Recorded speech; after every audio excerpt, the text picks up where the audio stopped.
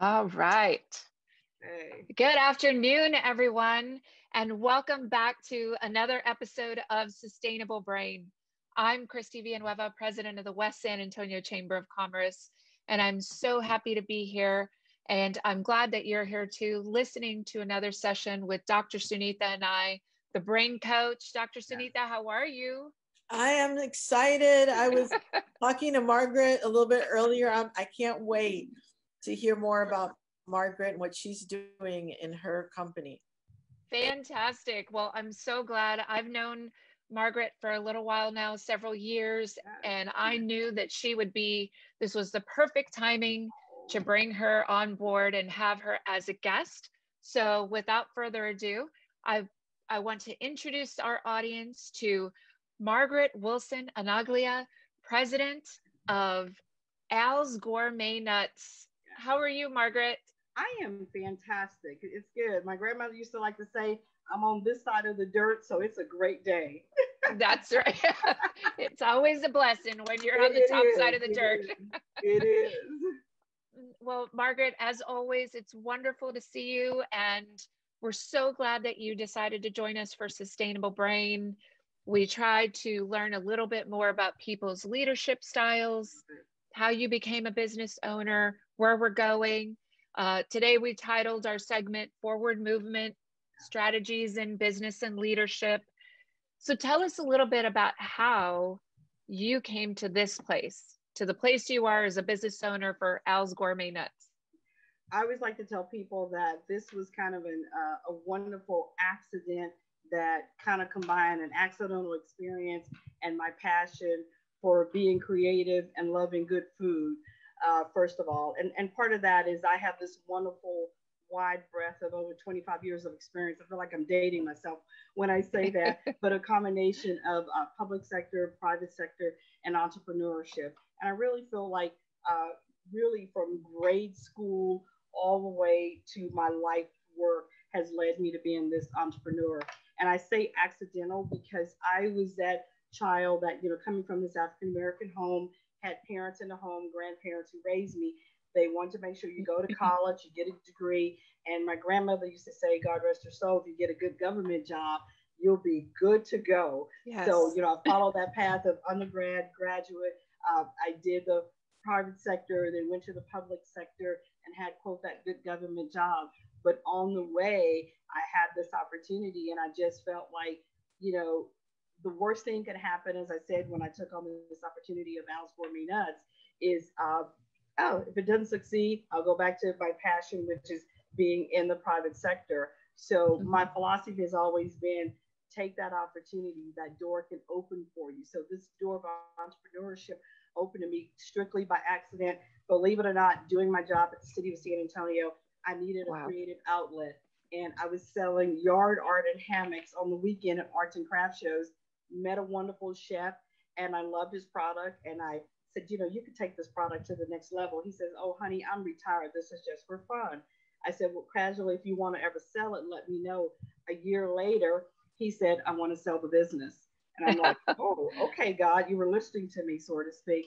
And long story short, he gave me an offer that we couldn't refuse on it, it was very little startup costs, and just started the business, basically bought equipment and bought some great recipes. And we've taken 4 recipes and 1 piece of equipment and turned it into about 20 pieces of equipment and over 15 different recipes. And what I love about is that I'm able to serve my community, a combination with helping small businesses and mid-sized businesses and large to brand their businesses. We help youth groups raise money for their activities, and we get to be a part of the community. And the bonus is we ship across the U.S., so we've hit all 50 states. And again, it's my opportunity, and I'm being selfish about that because I love good food.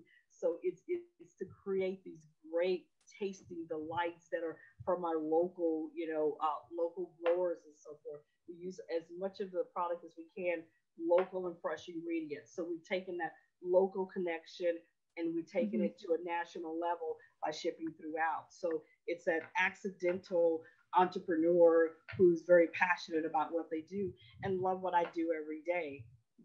That's definitely what I love about you, Margaret, is that local connection and the way you foster and grow relationships throughout the community. It's been a big deal. Dr. Sunitha, I'm sure you recognize all these key words that Margaret is talking about here.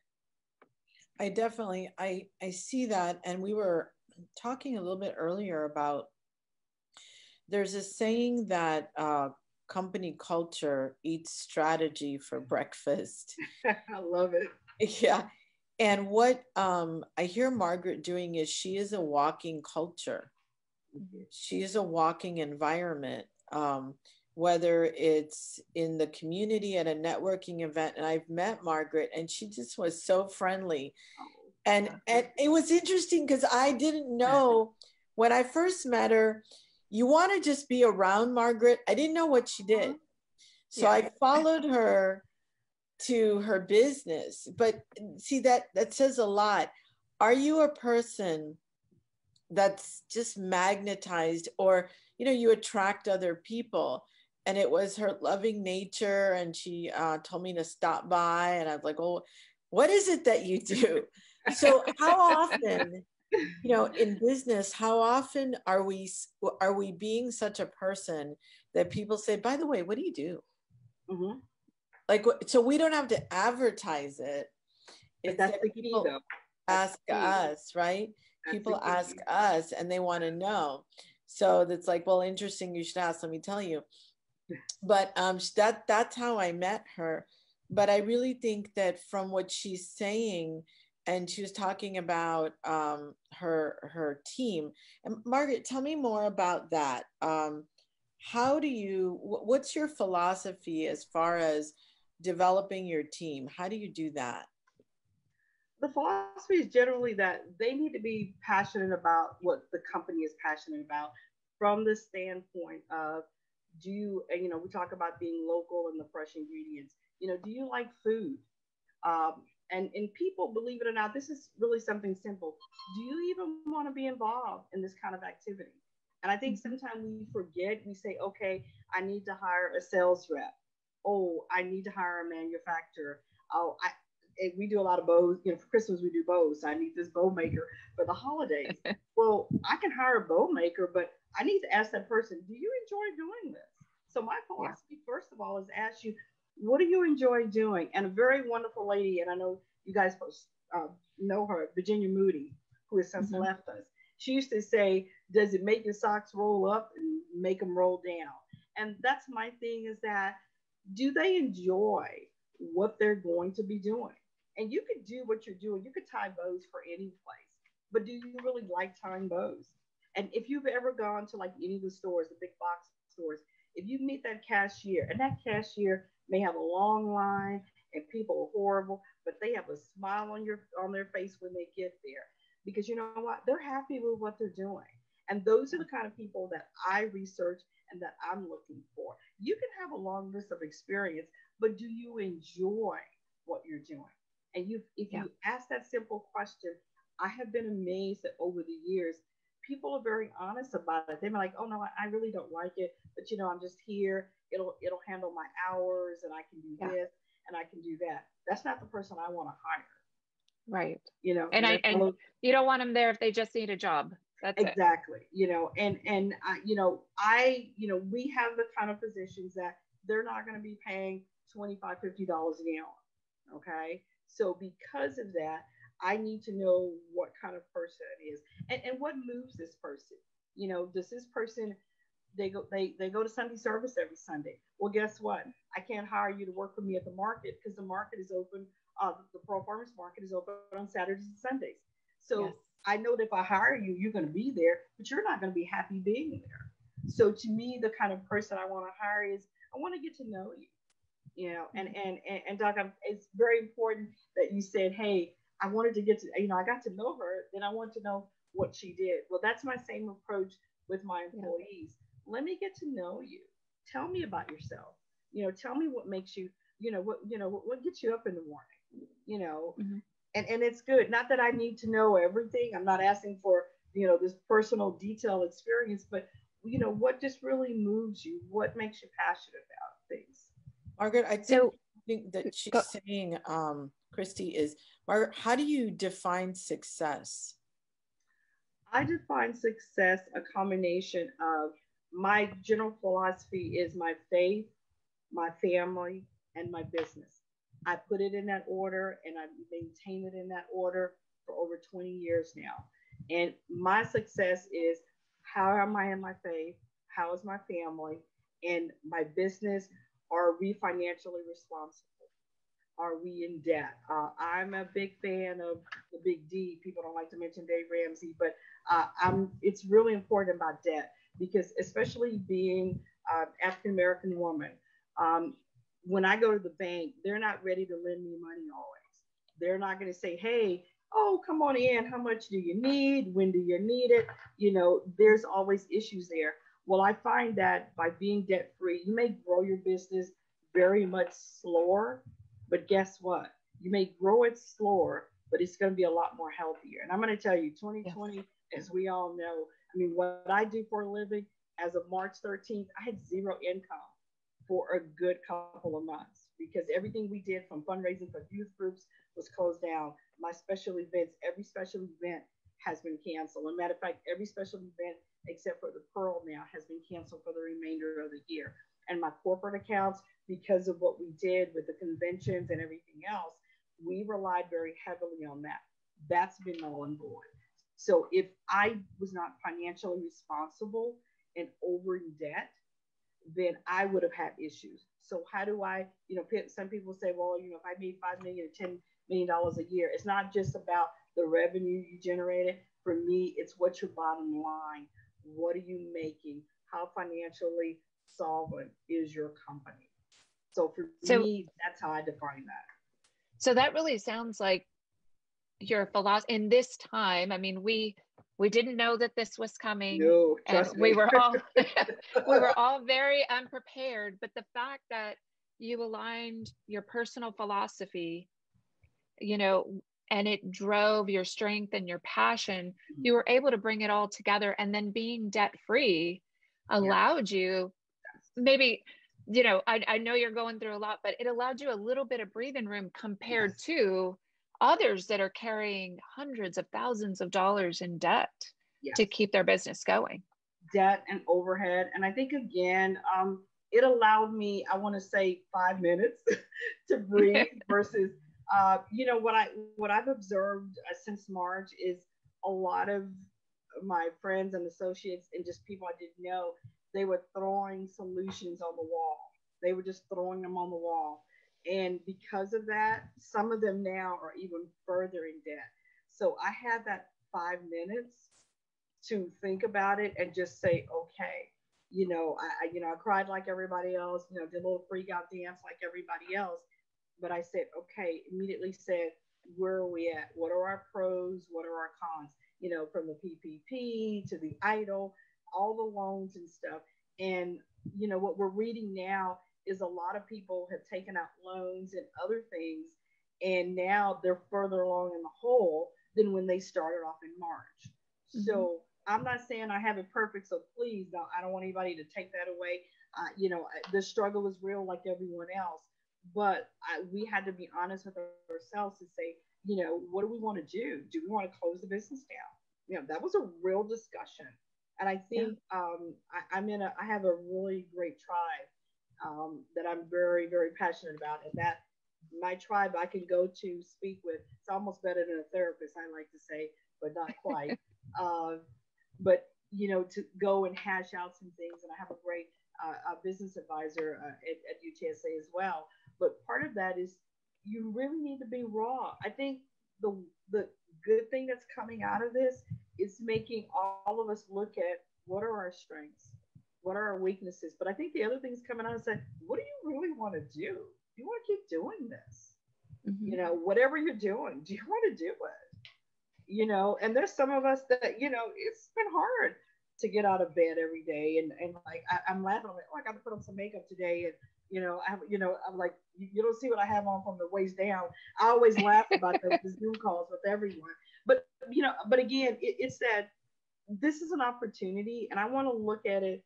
There's a saying is the 3 C's. I didn't cause this. I can't control it.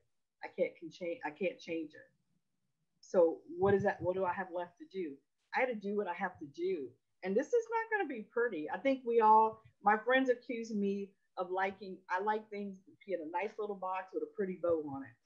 You know, pun intended, because I do bows in boxes. But, Yes. I had one of my tribe members to call me out on that. And I was like, oh my God, you are right. I do like it in a box. I do like a bow on it. Well, this can't go in a box, and it's certainly not going to have a pretty bow on it. So, with that in mind, we need to just think about those things now. So with your personality, so since you've identified that personality trait about yourself, did you have some really serious moments of struggle to say, I can't control this now? Let me line out all my resources, because I'm sure not only your tribe that contributed a little bit, but probably, as you mentioned, your faith also contributed to things, and others, and possibly even your staff, maybe even new ideas coming forward. Absolutely. Well, and that takes a toll on a person's well-being. So, how do you function through that? Can you tell us just a little bit about how you went March, April, May? Oh my gosh, all these things are falling apart. And yes, I have a partial answer here and another partial answer. How do you put all that together in your nice little box and bow? Actually, I didn't put it in a nice box. I didn't have a nice bow on it. To be honest with you, I did like everybody else. I was probably frozen for the rest of March. And the bonus, I had like a lot of people. I had two kids at home. On top of it, I had a college student that was ADHD on steroids. And he's like, Mom, he hates online classes.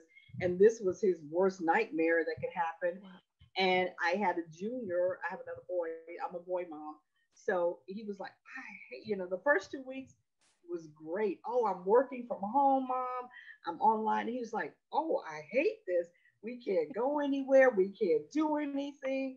So, and then I had my husband, and I love him to death, and we worked together already, but we weren't going out the house, Yeah. So it was a discussion of who's going to go to the grocery store, because whoever went to the grocery store got to get out of the house, and as you all know, we didn't need gas in the car because we weren't going anywhere. So we, I have to laugh and joke about it now, but it was really tough. It was just moments you had to sit and I had to get them in order. I had to tell my team, we're not coming back right now, and this is what we have to do. And it wasn't pretty. I'm going to tell you that, but I had to stop for a moment and say, okay, what do we need to do to survive? What are the options out here? And I think that was really important. What were the options, and what were best case scenarios, worst case scenarios? But I think also more important, what did I not want to do? And I think that was a big question to say, what did you not want to do? One of the things I did on a personal level is I had one of those birthdays that you're going to have the zero coming after it next year. So I decided, my birthday's late June. So I decided June 1st that I had a year from next year to get myself in shape physically. So I started working out, 3 times a week was my goal. If I did 4 or 5 times a week. So mentally, I've started that, and I've continued with that. And I've continued on the healthy side. I can control my health right now. I can't control the economy. I can't control my customers. So that is one of the things I did. And I also gave my children the opportunity to let them excel and say, okay, this is not right. We had probably daily, if not, and we're down to probably weekly now, every 2 weeks, that we just have this session that say, tell me how you feel. And you can say anything. And the rule was that as parents, we couldn't get mad. We couldn't get angry. And that was really tough. So, and that was part of that. And then I'd call my clients, and we're getting ready to start calling clients on the business side. We're getting ready to start calling clients back. As we all know, I think we're getting probably, it feels like 1 million emails a day from everyone. So we're going to do some personalized things with our customers to, first of all, just to see how they are, to see how they're doing, what we can do. And then the next step is to lay out a strategy of one of my weaknesses that I admit to is asking for help. It's like kryptonite. Yes. And, I'm working on that. And this whole crisis has made me understand I have to ask for help. So I now will ask my customers, this is the kind of help we need. And I know that sounds like a simple question, but you'd be surprised. I've asked a couple of customers, they've said, how can we help you? And I've actually laid out, I said, this is what I'd like for you to do. And guess what they've done? They've done it. So I think, wow. again, those are things that we need to, and they're simple. This is not so scientific that it's complicated to do. This is a very hard and difficult situation because it's hitting everyone on a personal level and on a professional level. And the old saying is that if your personal life is not in good shape, your professional life should be in good shape. They both can't be in bad shape at the same time. Well, guess what? They both are now, and something as simple, and y'all please tell me if I'm talking too much. So, but something as simple as volunteering on a committee. I serve on Port San Antonio. So to see what's taking place, as you know, Christy, out there, we've added on, it's like 3,500 jobs. So we're still adding jobs. We're not decreasing. So I think that's incredible. And as we all know about San Antonio, I think we have that imposter syndrome that we always feel like in San Antonio, we're not good enough. Not as good as Dallas or Houston or somewhere else. Yes. It's kind of almost, I used to say when I work, because I work in economic development, I'm with the city. And when I came on board, and again, I'm coming from the private sector, I was like, wow, okay, this is the approach. But again, I'm educated. I'm from San Antonio. And guess what? I'm an SAISD graduate. Now, I graduated 100 years ago, but nevertheless, and they keep saying that we're not good enough. Well, there are a lot of San Antonians that are good enough, and there are people who are moving here. So we have to get out of that mindset that we're not good enough and that we don't deserve to have great salaries. Yes. Come to San Antonio because we'll pay you cheaper labor. No, that's not it. We are a place that has great talent here. We attract great talent. It's a great place to live if you have a family or even if you're single. We may not have many restaurants, as a New York City, but guess what? We're not crowded either. We're not living that's right. with each other. So I think, again, it's just that imposter syndrome that, we have to really take a look at in our community. And you asked me, what do I do? I don't serve on a lot of boards. I pick and choose what I want to do, how I want to give back. And you asked me, how do I de-stress? It's by being involved in things that I want to be involved with, not because I feel like I have to, or I have to build my resume. I had an opportunity to visit with you, Christy, during the SA to DC trip. And that's the first time, believe it or not, I had gone on the trip. And believe it or not, I hadn't gone because usually my kids were actively engaged in their sports and their activities. And I couldn't leave. That was usually their busy time. This is the first time that my youngest son did have a sports activity that I had to be a part of. So again, that was my priority. If people are like, this is the first time you've gone, I'm like, you wouldn't leave? I said, no, I had obligations with my family. That's right. And it probably opened up a lot more for you, just that one trip. It did. It opened up the insight of getting to, visit with you more, because we can't hardly visit here because we're all so busy. I know. But it's funny. We all have to go to DC and get on a plane and stay in a hotel to visit each other. But what I really found, Chrissy, that was really interesting, and Doc, was that everybody is so passionate about San Antonio. We believe in San Antonio. And if some of the conversations could have been taped, probably some of them not taped, but taped to hear about how strong San Antonio is, and how when you told people you're from not just from Texas, but San Antonio, they wanted to speak with you, not just the legislators, but their staff and other people not affiliated with Texas. They're like, oh, I heard this is going on in San Antonio. And we got to meet with some major employers that are either here in San Antonio or thinking about it. And, it was so funny. When you go into a room and you don't have to sell yourself, They are ready Yes. to come. And I think that's what we need to look at in San Antonio, that people want to be here, and that, but we want the right people here. Yes, absolutely. Dr. Sunitha, I think I find it interesting how Margaret is describing this. I'm going to call it this removed passion. It's not happening in our household, but it's happening in other places around our city, other individuals as we see them and know them. And that motivates us in such a profound way to push harder and do more. Don't you think so?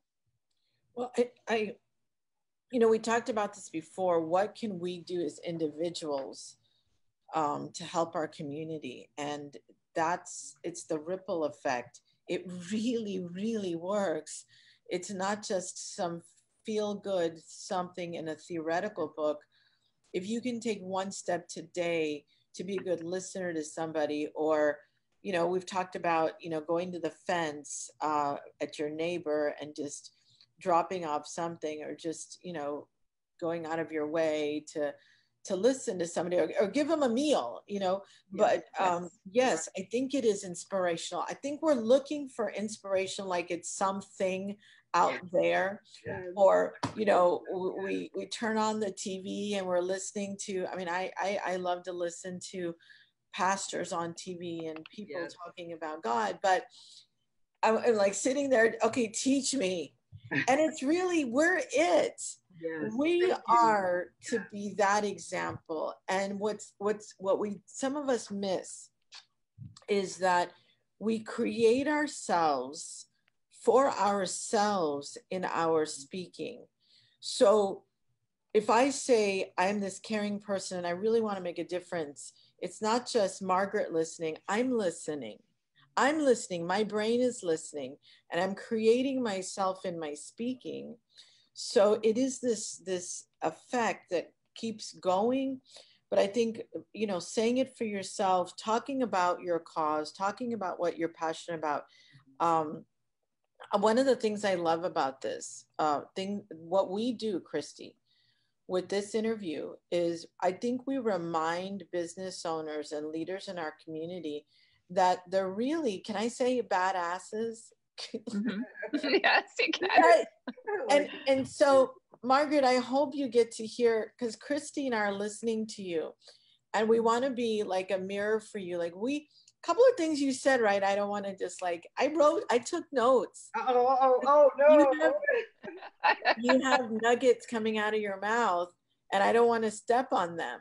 And so I want you to receive that compliment. I really want you to get that. And one of the things you said that was, I think we forget as entrepreneurs, is you said it's hard for you to ask for help. So true. But yet you have a tribe. Those are two powerful things. Can you talk to me about how you created a tribe, and how did you do that? And then how did you get over asking for help? The tribe was actually done, that was more organic. It was friends that I have grown to trust over the years. I keep it a very tight knit group. Oprah Winfrey said something years ago, and it just struck me. It's probably over 20 years ago. Somebody asked her, why did you only have one best friend? And, we all know her best friend is Gail.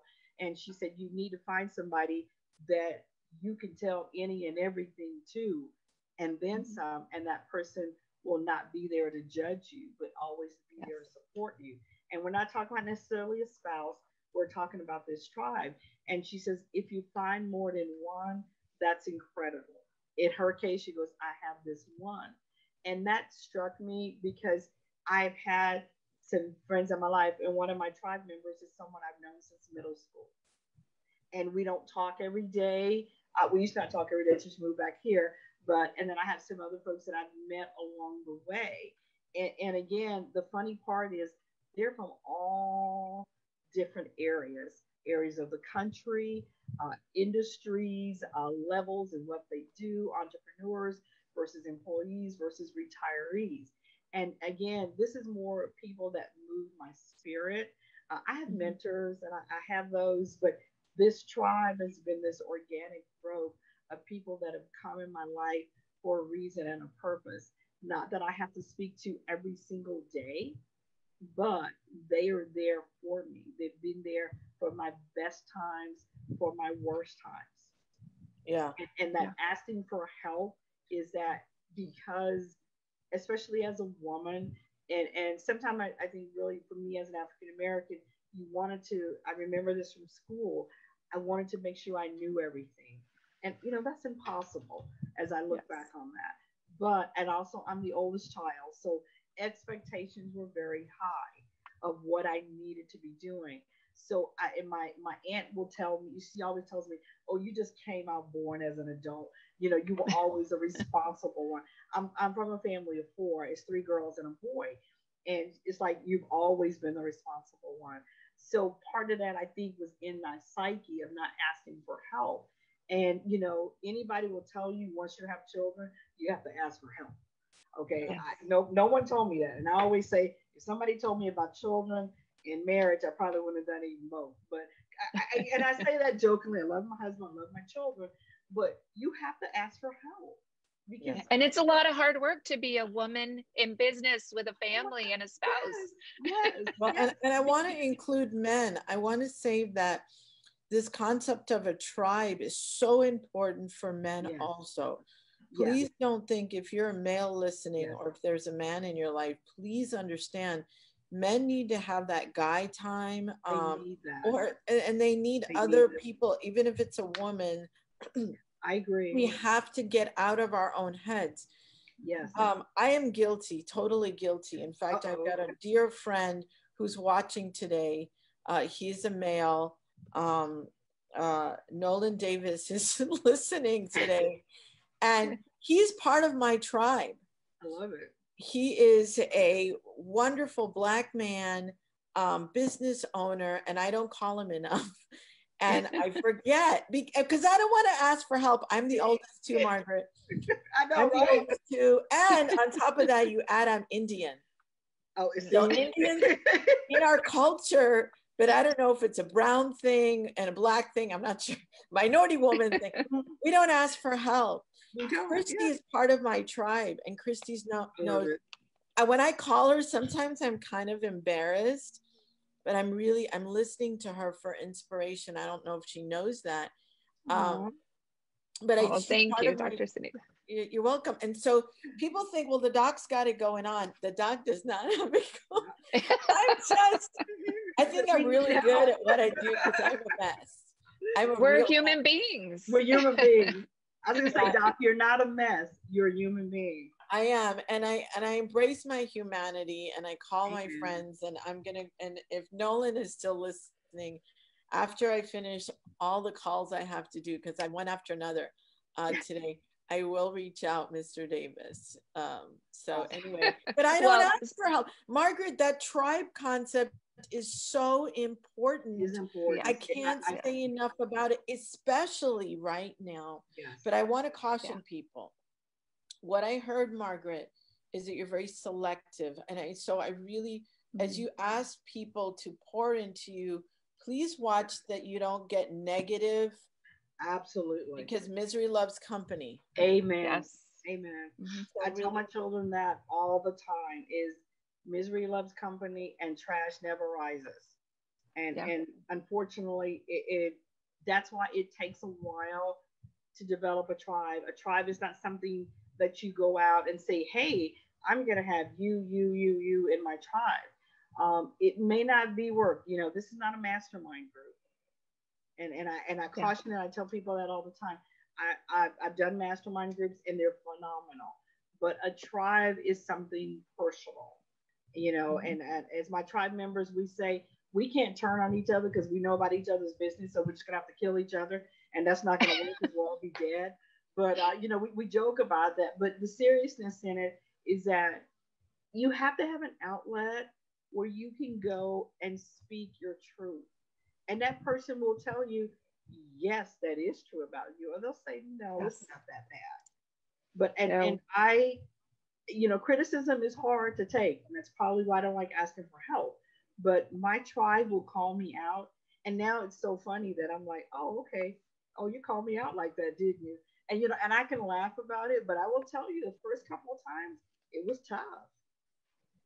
But if you have a tribe that you can do that with, and like I said, a tribe takes time because there's a trust factor. Yes, absolutely. And we've got to find that connection, the trust, yes, the loyalty, and that connection. Yes. That's so important. Well, yeah. So Margaret, I don't want to, we've only got a few more minutes to go. Oh yes. So now I get to the little, I guess the political side of it. And I know you're good for it. Oh Lord, I'm gonna have to watch myself. No, not really. Okay. No. This is easy. Tell us about, as a business owner and a leader in the community, tell us about your perspective on workforce and workforce development, because a lot of us have different opinions, and we know that we're going to get ready to go to the polls in November and vote on something very important for our city. Yes. Some of us are still kind of, I'm for it. Others are saying I'm not, because I don't see the transparency.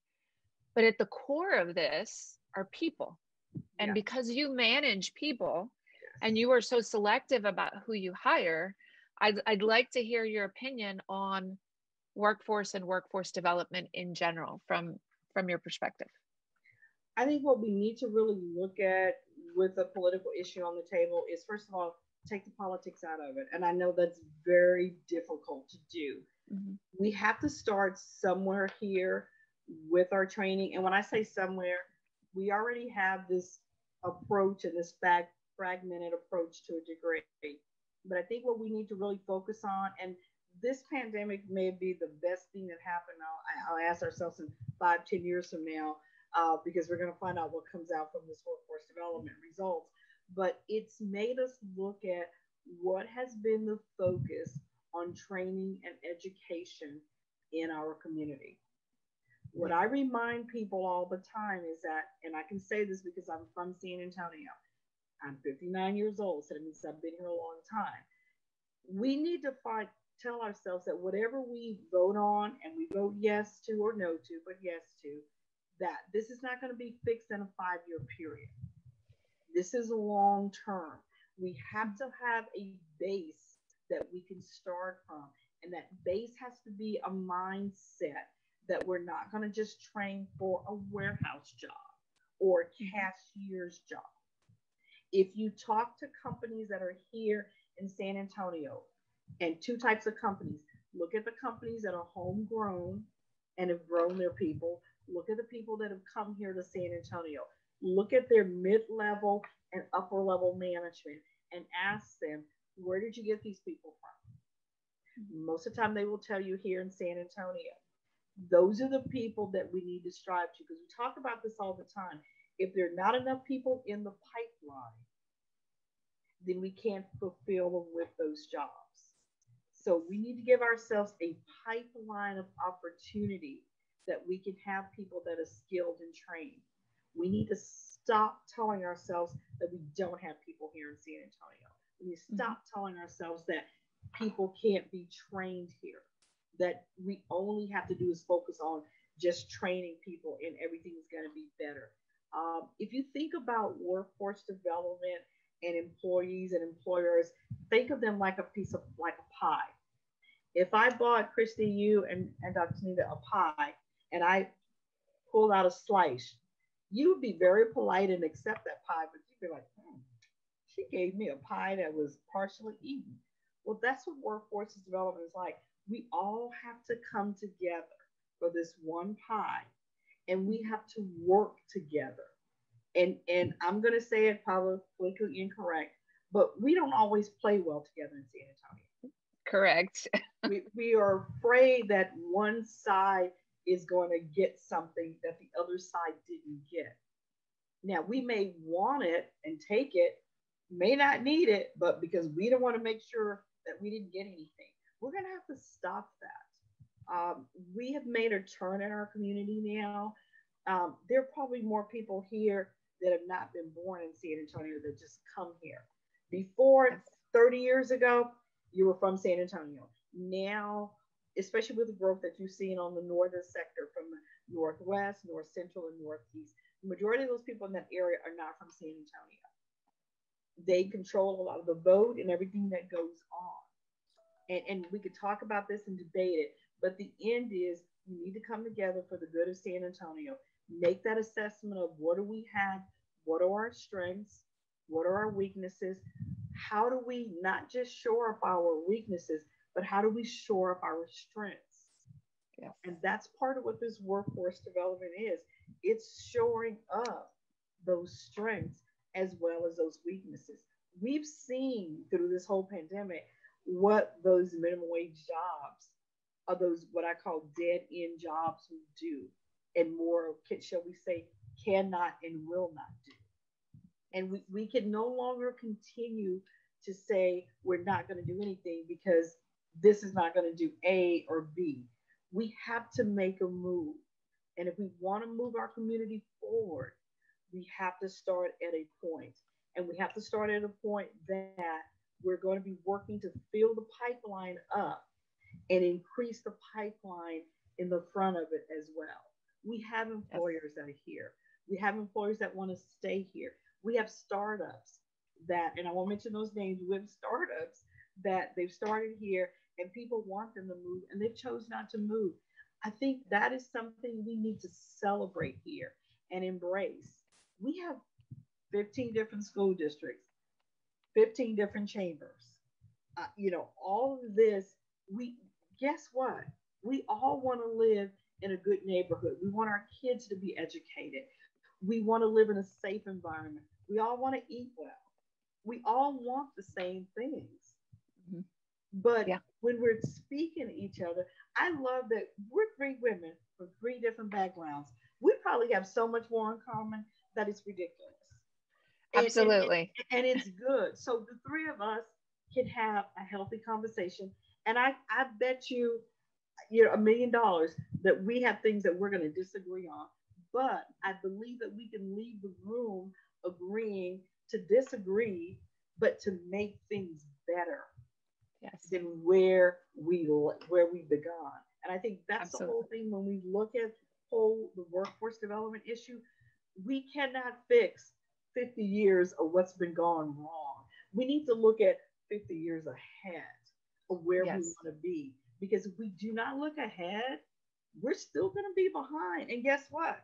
If we do nothing, we're going to be in the same position. Those cities that move and do the things they need to do, they're going to be that much further ahead. Is it going to be perfect? No.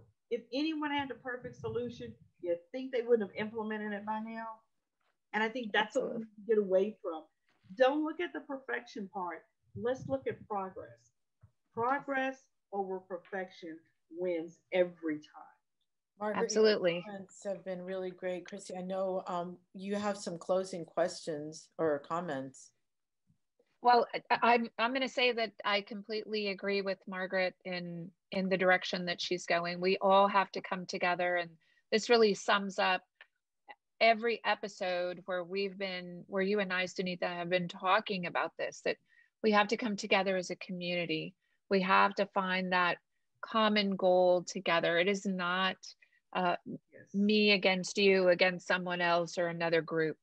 It's how do we find that space to move forward? And then at the end of the day, absolutely going to vote and helping others to go vote. Well, and it actually makes business sense. So it's not just an idealistic concept. The current literature on corporate success, on business success, is saying just that. What is contribution and what makes you different as a business than your competition? Why should a consumer do business with you? So it makes business sense too. Yeah, absolutely. Well, Margaret, I want to thank you for being here with us on the show. You have been an absolute pleasure and inspiration as always. And this is a part of our show where we let you give us a final message.